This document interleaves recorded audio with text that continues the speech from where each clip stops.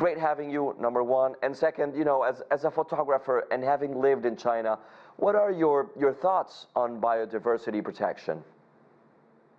Yeah, I mean, what makes China so special is the fact that, for many years it was the world's most populous country for humans. Now it's number two, but it's also the world's third most biodiverse nation. And so they've really had to manage both the welfare of the humans who live there and also the wildlife that lives there. And they've really transitioned in the last 3 decades from a posture of really headlong economic growth to still maintaining quick economic growth and steady growth, but also protecting a lot of the land. So right now, today, depending on what the figures you look at, China has protected around 18% to nearly even 32% of its land and terrestrial ecosystems, which is just a fantastic and incredibly quick accomplishment to see where it's come. So, I mean, for example, you have stories like the Przewalski's horse, which is one of the ancestors of the first horses that humans once rode. It used to be thought as extinct in the wild, but now there's about 700 in the wild. And of course, you have Pierre David's deer.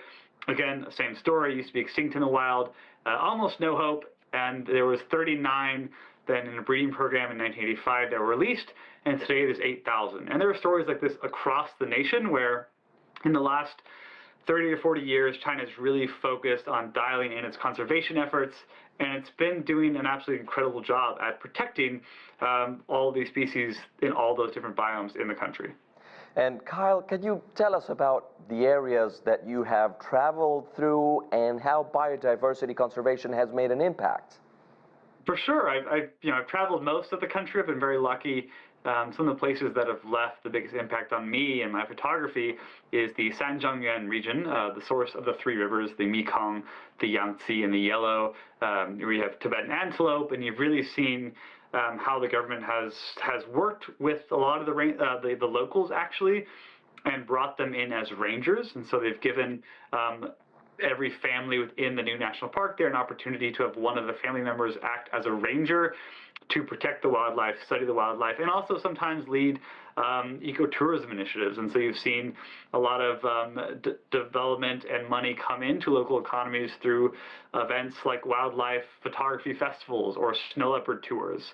And so you've really seen this marriage of ecosystem protection and that also bringing real benefit to the people there and helping their lifestyles as well. And of course, the Giant Panda National Park has been an amazing area too. And again, really this marriage of how do you manage welfare of people and wildlife. And when before a lot of that area in the giant panda habitat was logged, now when you walk in there, as a photographer, you're seeing the stumps of trees that were cut down maybe 50, 60 years ago, but all around them is a new forest that has grown up, which really just speaks to nature's ability to regenerate itself if we give it the space and protection.